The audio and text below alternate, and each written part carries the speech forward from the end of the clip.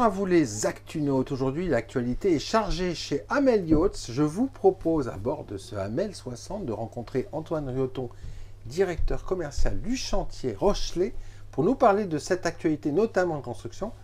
Bonjour Antoine. Bonjour Nicolas. Magnifique ce Hamel 60. Oui, merci. Exposé au Yachting Festival. On va s'asseoir confortablement dans ce carré. Derrière vous, il y a quand même une table à cartes qui est le must-have dans le domaine de la voile. C'est incroyable, c'est quasiment une station centralisée. Là. Oui, c'est une belle table à cartes pourvue de tous les équipements modernes. Ouais. Alors, Hamel, vous êtes un chantier très particulier dans le monde du yachting et du nautisme.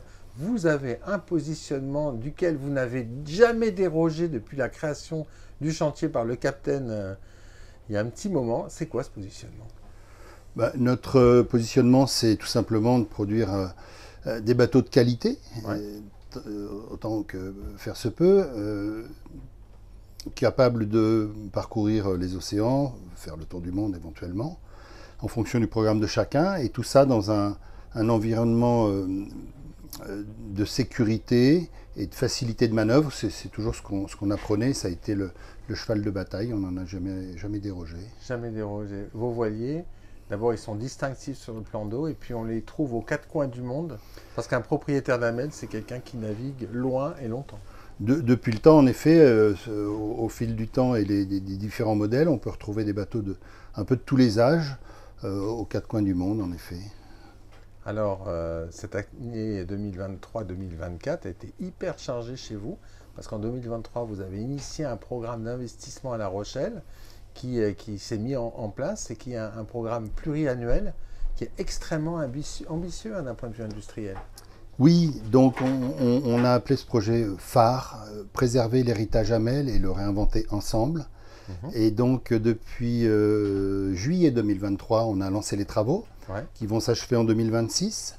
C'est-à-dire que nous devons, sur cette période, produire évidemment les bateaux commandés. Vous en faites à peu près combien par an? Aujourd'hui, nous fabriquons 20 unités, 15 Hamel 50 et 5 Hamel 60. Ouais. Et donc nous allons donc produire ces bateaux qui sont heureusement vendus. Ouais. Il n'y a pas de bateau de stock chez vous. Non, par chance. Et de toute façon, ce n'est pas la philosophie du chantier. On produit à la commande. Et donc produire ces bateaux tout en rénovant et réaménageant, si je puis dire, l'outil industriel. Alors on n'aime pas trop l'appeler l'outil industriel, enfin l'usine qui nous permet de produire ces beaux bateaux, de manière à optimiser un petit peu le site, les faire de manière un petit peu plus fonctionnelle. Ça marche très très bien aujourd'hui, mais on pense qu'on peut mieux faire. Aller au-delà. Et aménager les conditions de travail aussi de nos employés. Donc on s'est lancé ce défi sur les 2 ans à venir. C'est un gros chantier, parce qu'il y a quand même un bâtiment que vous rénovez complètement. Oui, tout à fait. On a commencé là pour l'instant en juillet 2023. On a créé une extension sur un bâtiment de manière à, si je puis dire, délocaliser le moulage. Puis dans un deuxième temps, on va d'ici Noël réaménager et redisposer notre magasin, le ramener dans le bâtiment principal. Bouger aussi la menuiserie, puisque nous sommes un chantier qui produisons toutes nos menuiseries à l'interne. Donc c'est important chez vous, oui, c'est important. Oui, tout à fait. Donc d'ici décembre, on aura fait ce travail-là. Puis on va détruire un bâtiment pour le reconstruire et avoir un lieu dans lequel on va produire tout ce qui est le polyester, coque, pont et les petites pièces. Et puis ensuite, les bateaux seront ramenés, donc au tout début en fait, dans un bâtiment, ils seront postés les uns à côté des autres, de manière à ne plus bouger jusqu'à la sortie de ce bâtiment pour aller dans un bassin d'essai qui se trouve dans le chantier. En fait, vous agrandissez pas la surface globale du chantier parce qu'elle reste la même. En revanche, vous retravaillez tout le processus industriel. Alors, les deux, Nicolas. On va même réduire un petit peu la surface de production.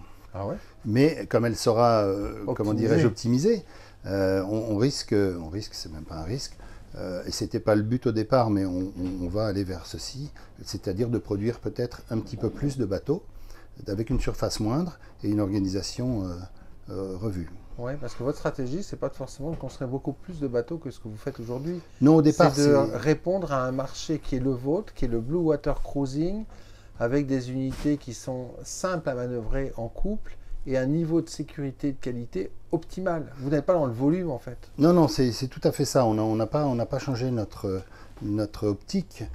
Mais évidemment, si avec un outil plus moderne, on arrive à produire un petit peu plus dans de meilleures conditions, je pense que tout le monde en sera satisfait.